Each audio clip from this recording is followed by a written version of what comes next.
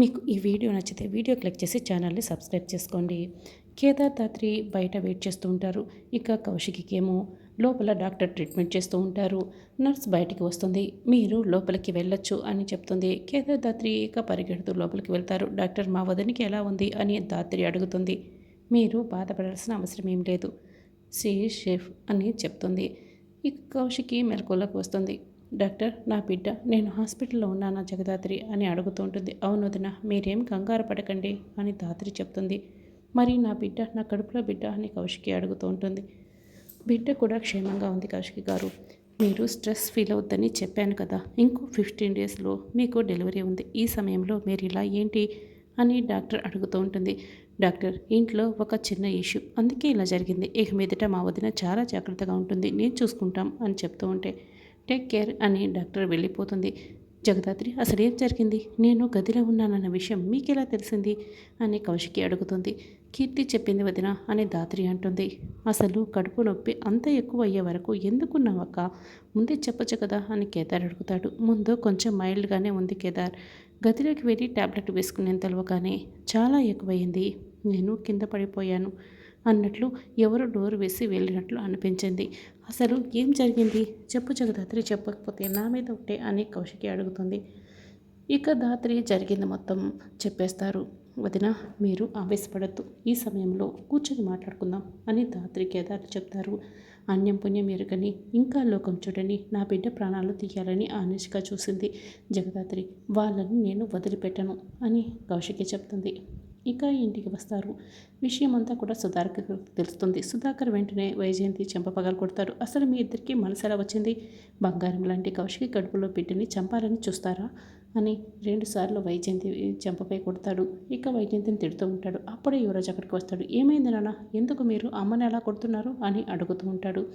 ఏమైందో నీకు అర్థం కావడం లేదు కదా, నీ భార్య చేసిన దానికి నీ భార్యని కొట్టలేక నేను మీ అమ్మని కొడుతున్నాను, ఏం జరిగిందో చెప్పు జగదాత్రి అని సుధాకర్ చెప్పడంతో, వదిన కడుపు నొప్పితో బాధపడుతూ ఉంటే వీళ్ళు హాస్పిటల్కి వెళ్ళిపోయిందని మాకు అబద్ధం చెప్పారు అని జరిగిందంతా కూడా మొత్తం ఇక కేదార్దత్తులు వివరిస్తూ ఉంటారు.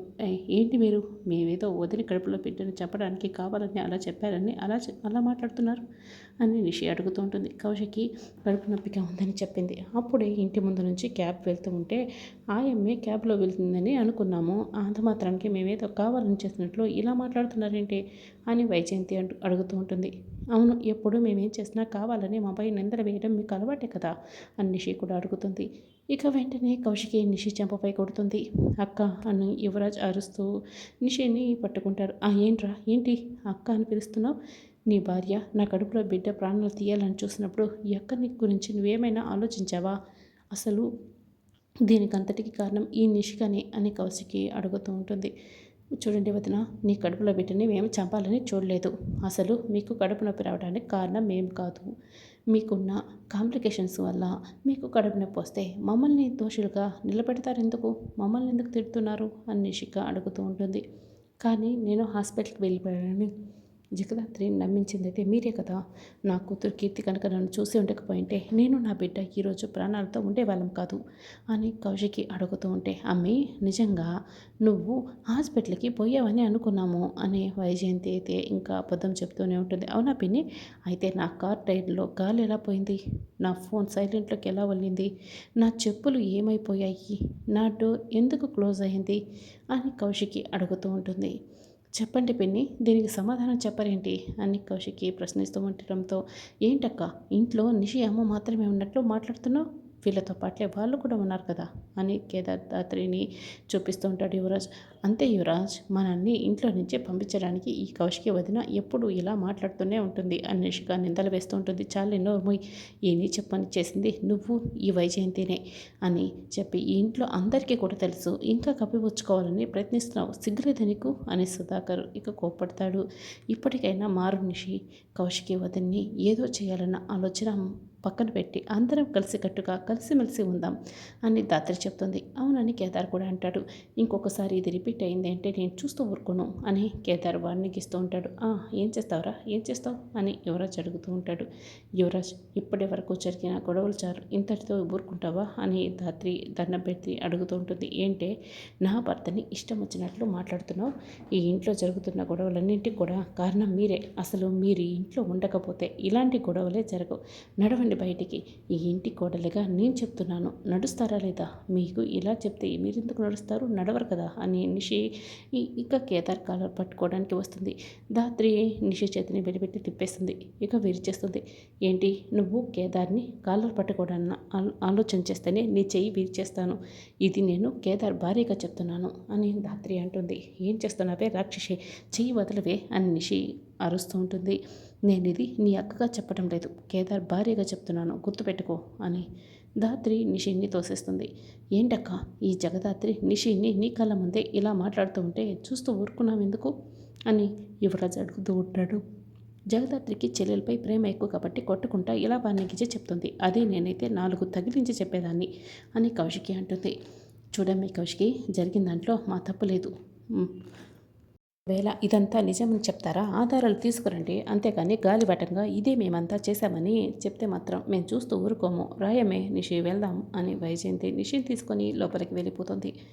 ఇక నిషి గార్డెన్లో ఆలోచిస్తూ ఉంటుంది. ఏంటి నిషి, ఇంకా అక్క మాట్లాడిన మాటలని గుర్తు చేసుకొని బాధపడుతున్నావా అని యువరాజ్ అడుగుతూ ఉంటాడు. లేదు, అసలు ఆ ఇంద్రాన్ని చీప్ క్వాలిటీ ఎందుకు వాడిందో అర్థం కావటం లేదు. నన్ను మోసం చేయడానికి చేసిందా, లేకుంటే ఏం చేయడానికి చేసిందో అసలు ఎంత ఆలోచించినా అర్థం కావటం లేదు. అంతేకాదు రేపు అరెస్ట్ చేస్తారు కదా, అది కూడా నాకు భయం వేస్తుంది అని నిషి చెప్తుంది. చూడు Nishi, Indrani cheap quality maintain చేసింది లాభాలు రావడం కోసమే అయి ఉంటుంది. నిన్ను మోసం చేయడానికి ఇది అస్సలు అయ్యి ఉండదు. మోసం లేనిదే ఏ బిజినెస్ లేదు కదా నిషి అని యువరాజ్ చెప్తూ ఉంటాడు.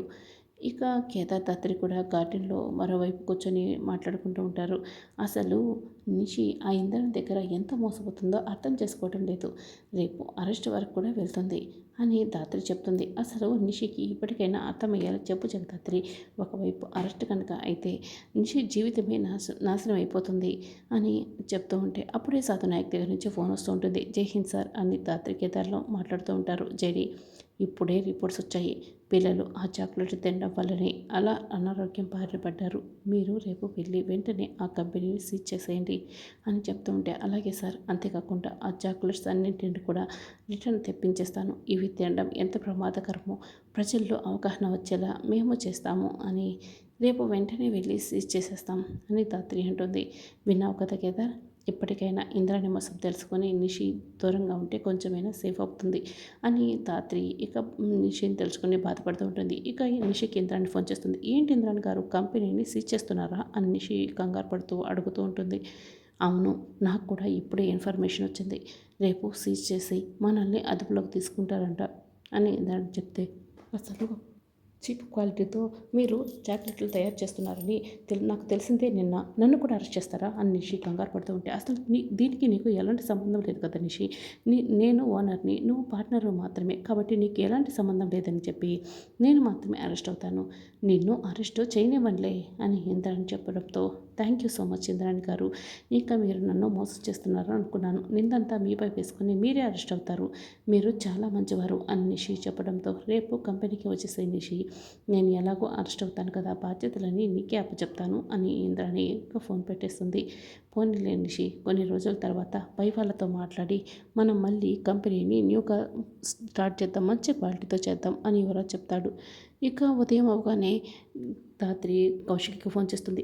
కౌశిక్ గారు, మేము ఆ ఫ్యాక్టరీని సీజ్ చేయడానికి వెళ్తున్నాం, మీరు కూడా టీంతో వచ్చేయండి అని ఫోన్ పెట్టేస్తుంది. ఇక కౌశికి పిన్ని నిషి ఎక్కడ అని అడుగుతూ ఉంటుంది. ఏందమ్మి మళ్ళీ ఏదో ఒక పేర్లు వేసి నిందలు వేయడానికా అని వైజయంతి అడుగుతూ ఉంటుంది. అది కాదు పిన్ని, ఫ్యాక్టరీని సీజ్ చేస్తున్నారంట, కాపాడడానికే అని కౌశికి అంటున్నా కూడా యువరాజ్ వైజయంతి పట్టించుకోకుండా కౌశికిపై నిందలు వేస్తూ ఉంటారు. మేమైనా భయపడతామనుకుంటున్నారా? అయినా నిషి ఏ తప్పు చేయలేదు, ఫ్యాక్టరీకే వెళ్ళింది అని చెప్తూ ఉంటే, అసలు బుద్ధుందా, నిషి వెళ్తే నిషిని కూడా అరెస్ట్ చేస్తారు కదా అని కేదార్ దాత్రి అంటారు. అసలు మీరు మమ్మల్ని భయపెట్టడానికే ఇలా మాట్లాడుతున్నారు. నిషి ఏ తప్పు చేయలేదు. అయినా ఆ అమ్మకి ఏం చేయాలో ఏం చేయకూడదో మీరు చెప్పాల్సిన అవసరం లేదు. ముందు మీరు వెళ్ళి మీ పని చూసుకోండి అని యువరాజ్ వైజయంతి చాలా కేర్లెస్గా మాట్లాడుతూ ఉంటారు. వీళ్ళకి చెప్తే ఎందుకు అర్థం కావటం లేదు అని కౌశికి ధాత్రి ఇక బాధపడుతూ ఉంటారు. ఇక ఇంద్రాణి పేపర్స్ రెడీ చేస్తుంటుంది. ఇప్పుడు ఆ నిషి రాగానే నా పేరుతో ఉన్న కంపెనీలన్నీ కూడా తన పేరు మీద మారుస్తున్నానని చెప్పి తనకే మందు తాగించేసి నేను సంతకాలు తీసుకుంటాను. అప్పుడు ఇక ఆ కంపెనీకి నాకు ఎటువంటి సంబంధం ఉండదు. నిషిని అరెస్ట్ చేస్తారు. ఇప్పటికే నేను కౌశికి వల్ల కోల్పోయిన సగం డబ్బుల్ని సంపాదించేసుకున్నాను అని ఇంద్రాణి అయితే చాలా సంతోషపడుతూ ఉంటుంది. మేడం అదిగో నిష్క గారు వస్తున్నారు అని మేనేజర్ అనడంతో నువ్వు మందు కలిపిన జ్యూస్ని తయారు చేసి తీసుకురా అని మేనేజర్ని ఇంద్రాణి అక్కడి నుంచే పంపిస్తుంది.